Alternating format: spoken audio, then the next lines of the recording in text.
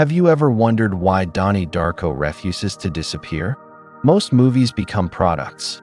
They entertain, they fade away, and eventually they become nostalgic memories. But every once in a while, a film behaves differently. It doesn't simply survive, it spreads. It infects discussions, creates endless theories, inspires obsessive investigations, and leaves behind questions that nobody seems able to answer. Donnie Darko is one of those films. This isn't just another psychological thriller. It isn't merely a science fiction story about time travel. And it certainly isn't a coming-of-age drama hiding behind a giant rabbit costume. Hidden beneath its surface is something far stranger, a cinematic puzzle that continues recruiting investigators more than 2 decades after its release. For years, audiences believed they had decoded its mysteries. Then new interpretations emerged. Deleted scenes changed entire theories. The director's cut revealed information that contradicted previous assumptions.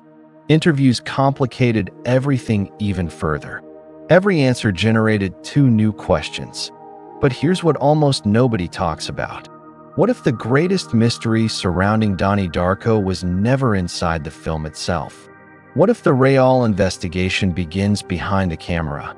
Why did a small independent movie, rejected by studios, almost disappear before release, only to become one of the most analyzed cult films in cinema history?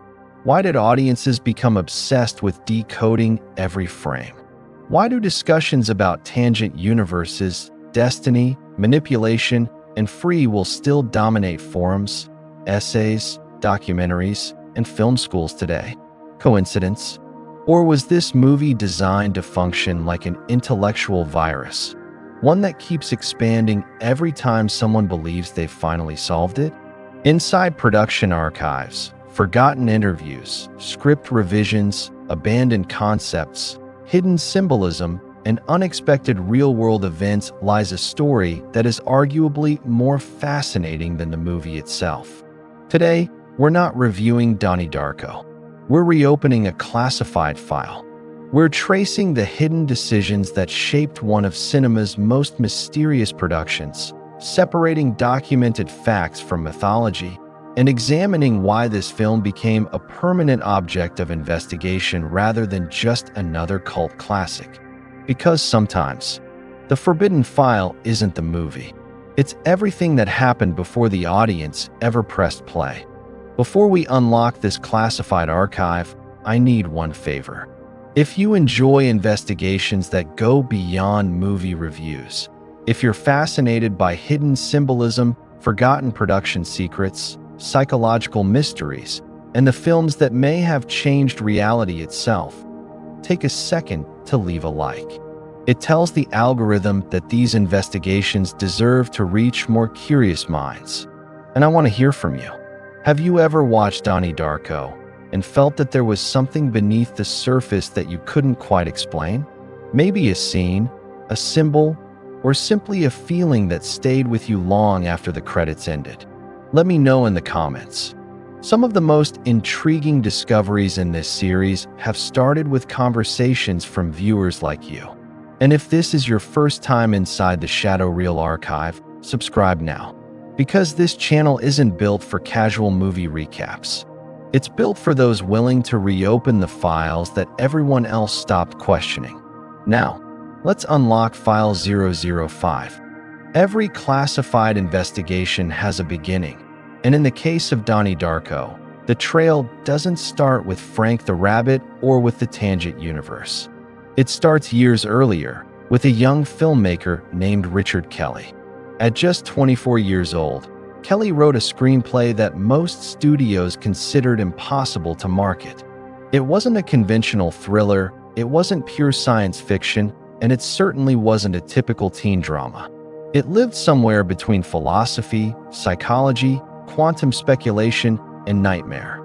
That uncertainty would become the movie's greatest strength and its greatest obstacle. Production finally moved forward in late 2000, with principal photography taking place over roughly 28 days in Southern California on a remarkably modest budget of about $4.5 million. Looking back today, it's difficult to imagine that one of the most analyzed cult films ever made was created under such severe limitations. Then came the casting decisions, and this file becomes even more fascinating. Jake Gyllenhaal accepted the role of Donnie, bringing an emotional vulnerability that would define the character. His real-life sister, Maggie Gyllenhaal, was cast as Donnie's sister Elizabeth, creating an authenticity that quietly strengthened their scenes together. The ensemble also included Jenna Malone, Drew Barrymore, Mary McDonnell, Holmes Osborne, Patrick Swayze, Noah Weil, Catherine Ross, and the unforgettable James Duval as Frank. On paper, these names looked promising.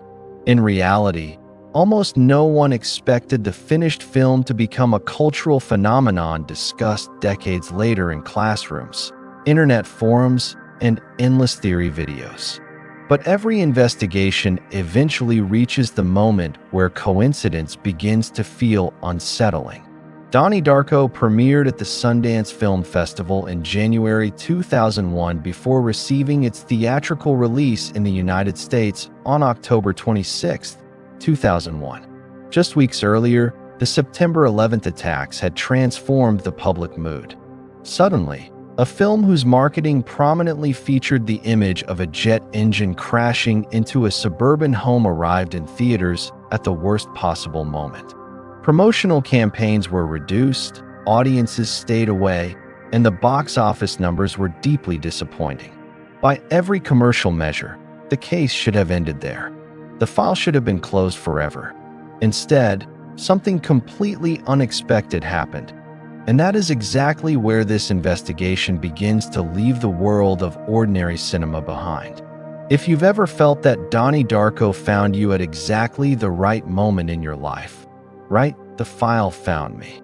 I want to see how many investigators have experienced that strange feeling before we continue uncovering what happened next. Here's where the investigation takes an unexpected turn. Most failed films simply vanish.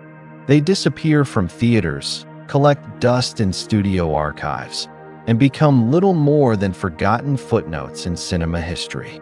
Donnie Darko refused to follow that script. After its disappointing theatrical run, something extraordinary began happening behind the scenes. As the DVD reached audiences in 2002, viewers started recommending it to friends, not because they completely understood it, but because they couldn't stop thinking about it.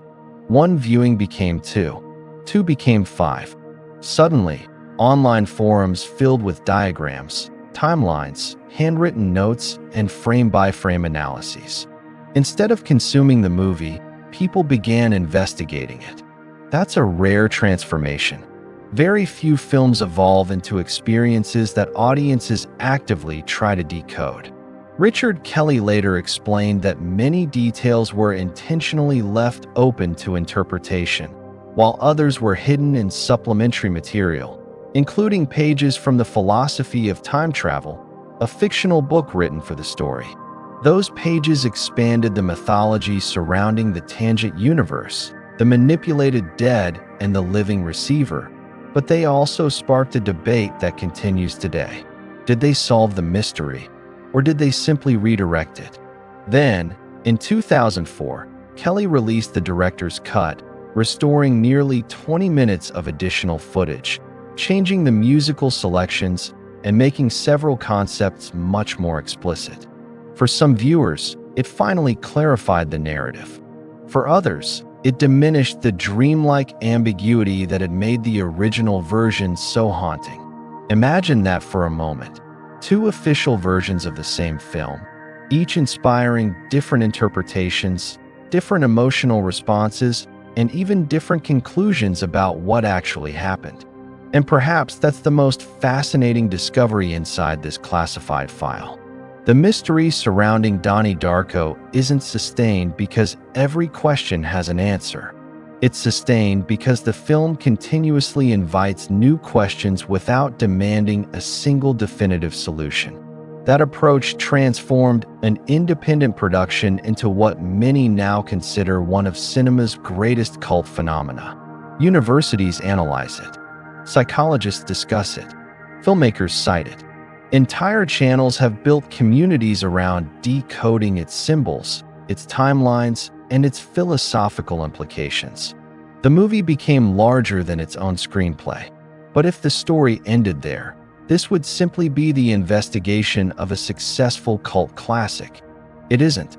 Because once we begin examining the symbols hidden beneath Frank's mask, the recurring imagery, the strange production choices, and the uncanny coincidences that audiences still connect to the film, the case moves into territory where documented history and enduring mythology begin to overlap. And that's where the next file becomes impossible to ignore. And that brings us to the final page of this investigation. After examining the production history, the unlikely casting, the disastrous theatrical release, the unexpected resurrection through home video, and the endless debates that followed, one conclusion becomes difficult to ignore.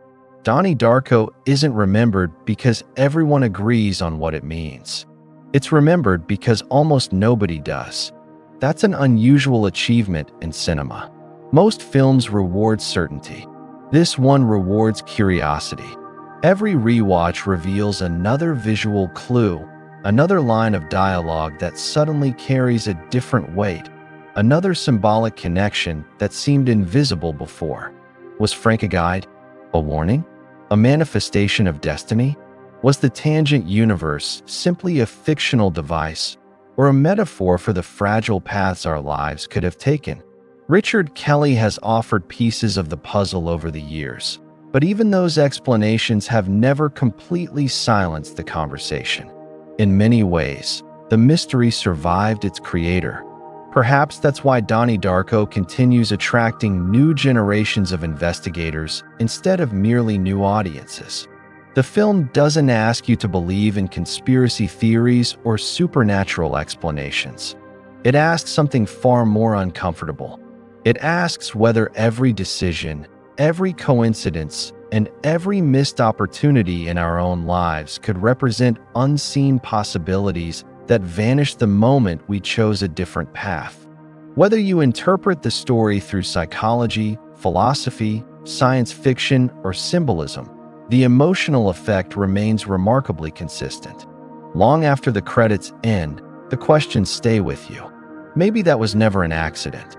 Maybe the greatest secret hidden inside this classified file isn't a production mystery or a behind-the-scenes revelation.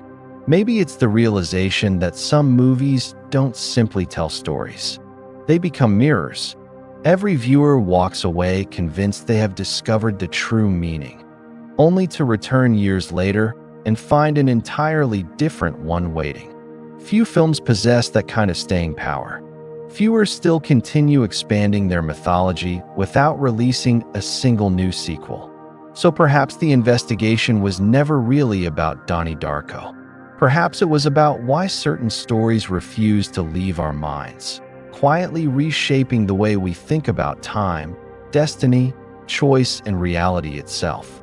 If this file made you see Donnie Darko through a completely different lens, write, the tangent remains open in the comments.